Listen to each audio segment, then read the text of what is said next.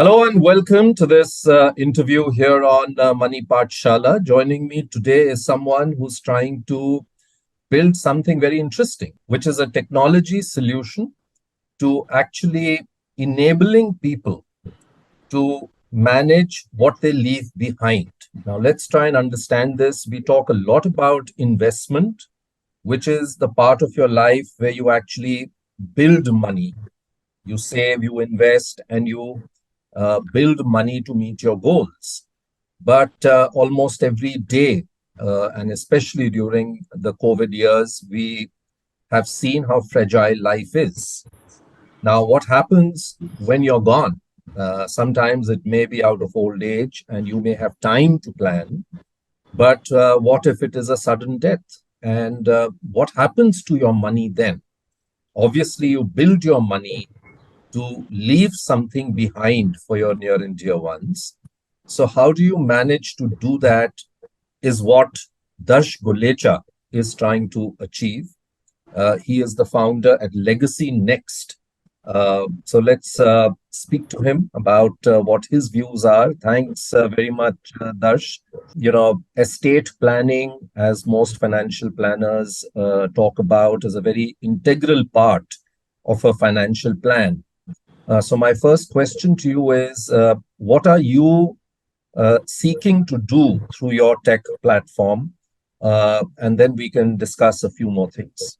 Definitely. First off, I'm really happy to be here. Thank you so much, Vivek, for having me. It's exciting to be a part of conversations like this, which are hopefully going to be intellectually stimulating and very exciting for people to hear as well. So, thank you once again.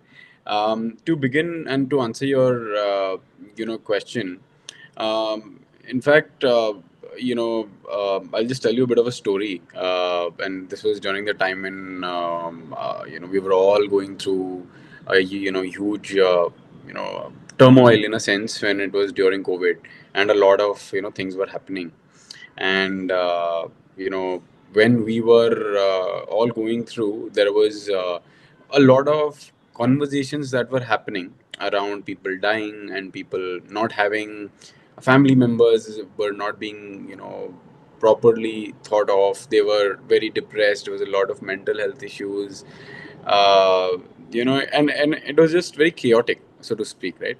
And when we were, and when I personally was also sort of down with COVID once. I mean, I also got COVID once or twice. The entire conversation that was going on, and this is very kudos to a lot of these publications and media folks as well, right? Because they sort of brought about a lot of information out there saying what is actually the reality and what is actually going on, right?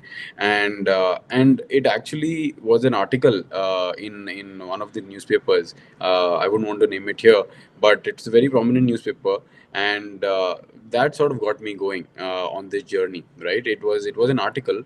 I'll also tell you what it was about, right? And it was all about someone losing, like a son or a daughter losing their mother in an ICU because they did not have access to right documents to submit in a hospital, and the hospital refused to admit them, right? And that for me was moving, to be so to speak, and very heartbreaking, because you don't want a lack of documentation to lead to a person's life, right? And that sort of changed that process or that thought process in me, saying that there is definitely something out there. And when it comes to this entire process, right? And we didn't even, I personally had not touched inheritance even there, right? And then quickly I moved on to doing some more research. I went on and I did a little bit more of an R&D into what exactly is this problem of people, right? Like, what is it that people really face when it comes to these situations? And I realized that it's not just one documentation, it's an entire process altogether, right? It's an entire system, and that system is very difficult for people to navigate through. It's almost like going 50 years ago and telling me, hey, I need to open a pension account, where to go, what to do. I mean, no one had any clue. And it's almost like that today. I mean, people are scattered. You see, every day there are 5 posts on Twitter minimum that I come across. right? There are people commenting.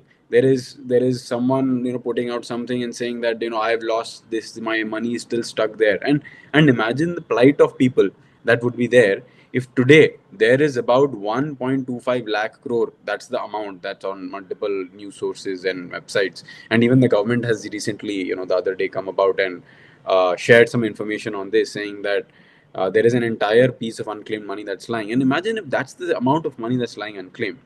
That sort of shook me, right? And then I was like, if that is the value that is lying unclaimed, there is a problem in the system altogether. And that's where the journey began.